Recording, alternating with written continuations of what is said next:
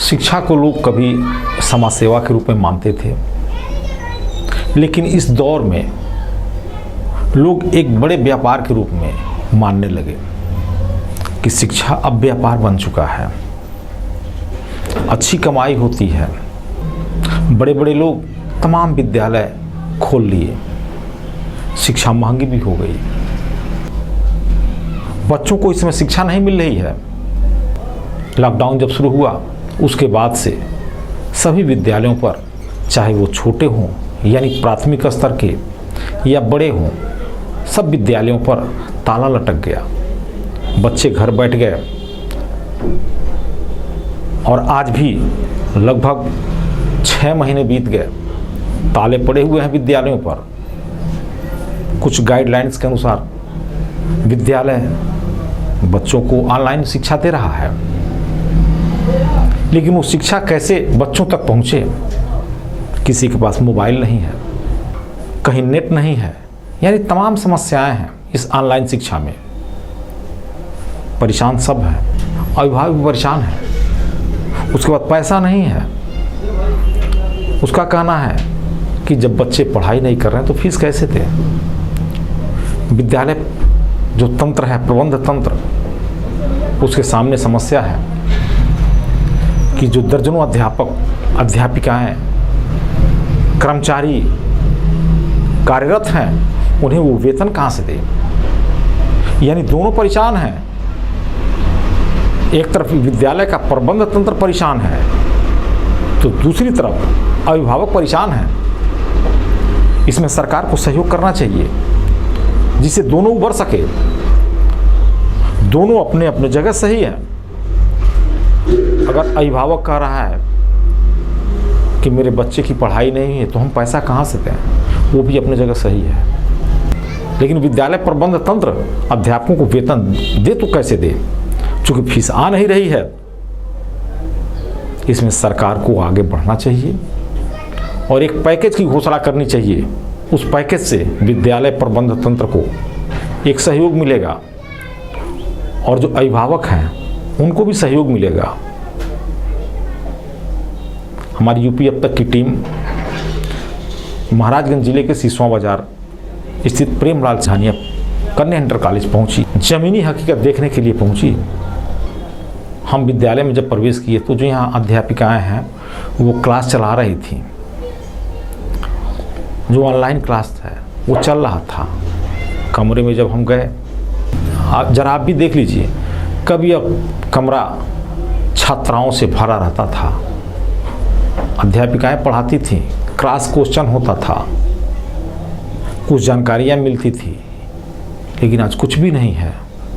अकेले पढ़ा रही हैं, कमरा खाली है, मोबाइल स्टैंड पर लगा हुआ है और वो पढ़ा रही हैं, वीडियो बना रही हैं इसका। इसके बाद वो जो व्हाट्सएप ग्रुप हैं छात्राओं के, उनमें वो डाल देंगी, वो पढ़ें। क्योंकि शिक्षा हमारे देश की रीढ़ की हड्डी है, हमें शिक्षित होना है।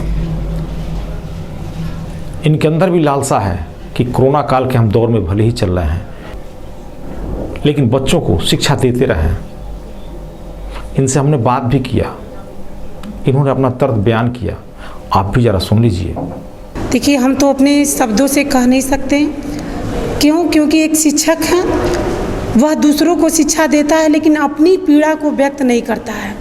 इस लॉकडाउन में हम किन परिस्थितियों से गुजरे, उस बात को हम शब्दों द्वारा व्यक्त नहीं कर सकते। उस पीड़ा को, उस दर्द को हम स्वयं महसूस कर रहे हैं।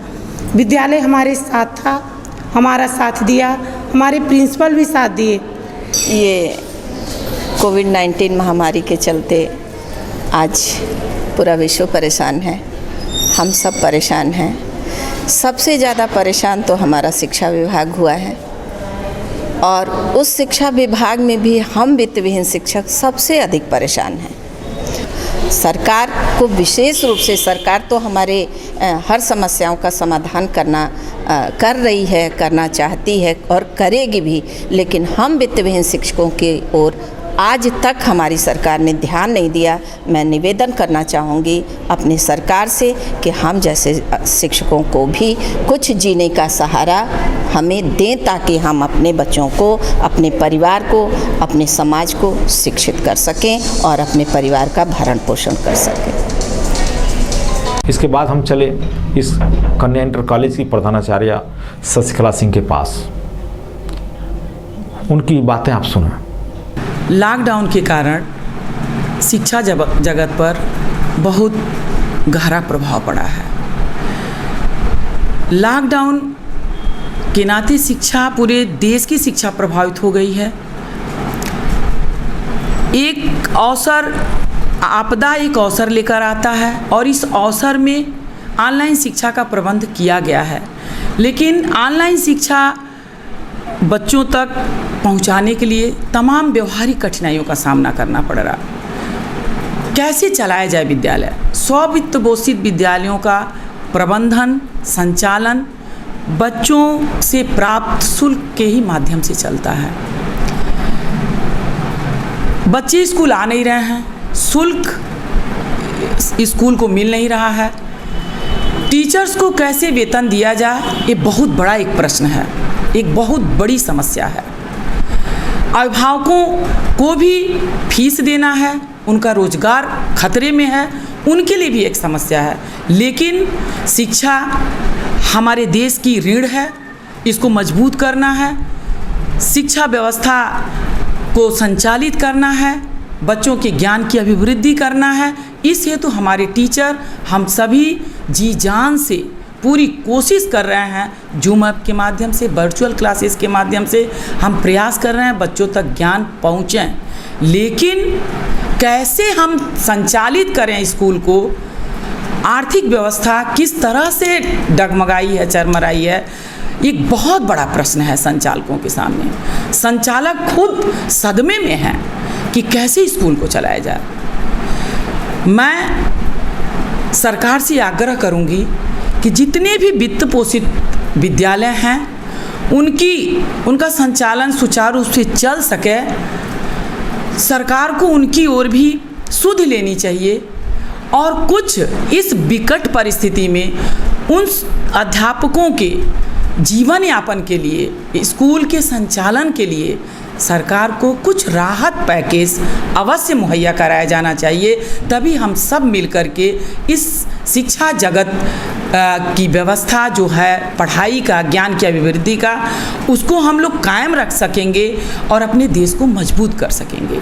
अभी आपने विद्यालय में हो रही ऑनलाइन पढ़ाई, अध्यापिकाओं का दर्द और प्रधानाचार्य ने क्या कहा, इनकी बातों को आपने सुना। हमने असलियत आपको दिखाई कि इस कोरोना काल के दौर में अभिभावक किस तरह परेशान है, अध्यापक किस तरह परेशान है, स्कूल का प्रबंध तंत्र किस तरह परेशान है।